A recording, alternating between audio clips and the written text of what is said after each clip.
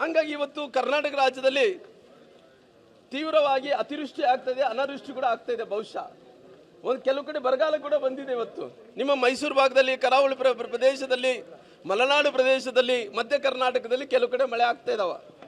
ಕೆಲವು ಕಡೆ ನಮ್ಮ ಉತ್ತರ ಕರ್ನಾಟಕಕ್ಕೆ ಹೋದ್ರೆ ಇವತ್ತು ಯಾವುದು ಕೂಡ ಮಳೆ ಆಗ್ತಾ ಇಲ್ಲ. ಕೆಲವು ಕಡೆ ಕುಡಿಲಿಕ್ಕೆ ನೀರಿಲ್ಲ. ರೈತರೆಲ್ಲರೂ ಕೂಡ ಇವತ್ತು ಜಾನುವಾರುಗಳಿಗೆ ಮೇವಿಲ್ಲ. ಒಂದು ಕಡೆ ಎಲ್ಲರೂ ಕೂಡ ಗುಳೆಗೆ ಹೋಗ್ತಾ ಇದ್ದಾರ. ಇವತ್ತು ತೀವ್ರವಾಗಿ ಇವತ್ತು ಬರಗಾಲಿನ ಛಾಯ ಇವತ್ತು ಈ ರಾಜ್ಯದಲ್ಲಿ, ಇವತ್ತು ನಮ್ಮ ಭಾಗದಲ್ಲಿ ಕಾಣ್ತಾ ಇದೆ. ಆದರೆ ಇವತ್ತು ಪರಿಸ್ಥಿತಿ ಏನಾಗ್ತಾ ಇದೆ, ಇವತ್ತು ಈ ರೀತಿ ಬರಗಾಲ ಇದ್ದಂಥ ಟೈಮಲ್ಲಿ ಕೂಡ ಒಂದು ಕಡೆ ಮುಖ್ಯಮಂತ್ರಿಗಳು ಎಲ್ಲಿದ್ದಾರ? ಅವರು ಮುಖ್ಯಮಂತ್ರಿಗಳಾದ ಮೇಲೆ ಒಂದು ಕಡೆ ಅವ್ರ ಸ್ವಂತ ಕ್ಷೇತ್ರದಲ್ಲಿ ಅವರು ಕನಕಪುರದಲ್ಲಿ ಜಾತ್ರಾ ಮಹೋತ್ಸವಗಳು, ಯಾವ ಕಾರ್ಯಕ್ರಮದು? ಕನಕೋತ್ಸವ ಕಾರ್ಯಕ್ರಮ. ಬಹುಶಃ ಬರಗಾಲ ಇದ್ದಂಥ ಟೈಮಲ್ಲಿ, ಇಷ್ಟೊಂದು ಛಾಯವನ್ನು ಮೂಡಿಸೋಂಥ ಟೈಮಲ್ಲಿ, ಜನರಿಗೆ ತೊಂದರೆ ಇದ್ದಂಥ ಟೈಮಲ್ಲಿ ಅವ್ರು ಕನಕೋತ್ಸವ ಮಾಡ್ಕೊಳ್ಳೋದು ಬೇಕಿತ್ತ ಮುಖ್ಯಮಂತ್ರಿಗಳು ಅನ್ನೋಂಥ ಪ್ರಶ್ನೆಯನ್ನು ಕೂಡ ನಾನು ಕೇಳ್ತೀನಿ.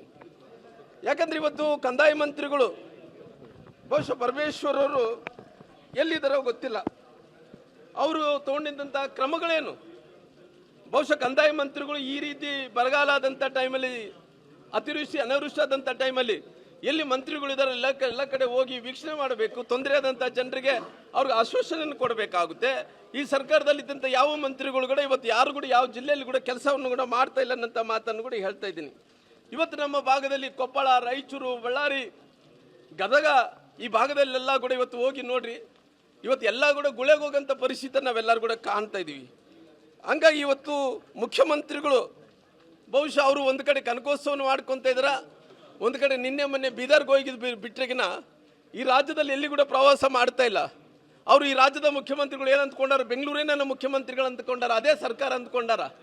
ಬಹುಶಃ ಬೆಂಗಳೂರೊಂದು ನಾನು ನನ್ನ ವಶಕ್ಕೆ ಪಡಿಸ್ಕೊಂಡ್ರೆ ಬಹುಶಃ ಕರ್ನಾಟಕ ರಾಜ್ಯನೇ ವಶಪಡಿಸ್ಕೊಂಡಿದ್ದಾನೆ ಅನ್ನೋಂಥ ರೀತಿಯಲ್ಲಿ ಬೆಂಗಳೂರಂದೇ ಕಾನ್ಸಂಟ್ರೇಷನ್ ಮಾಡ್ತಾ ಇದ್ದಾನೆ. ಹಂಗಾಗಿ ಮುಖ್ಯಮಂತ್ರಿಗಳು ಎಲ್ಲಿ ಕೂಡ ಹೊರಗಡೆ ಬರ್ತಾ ಇಲ್ಲ. ಹಂಗಾಗಿ ಇವತ್ತು ಕನಕೋತ್ಸವ ಮಾಡ್ಕೊಂತ ಅವ್ರ ಕ್ಷೇತ್ರದಲ್ಲಿ ಇವರು ಕುಂತಾರ.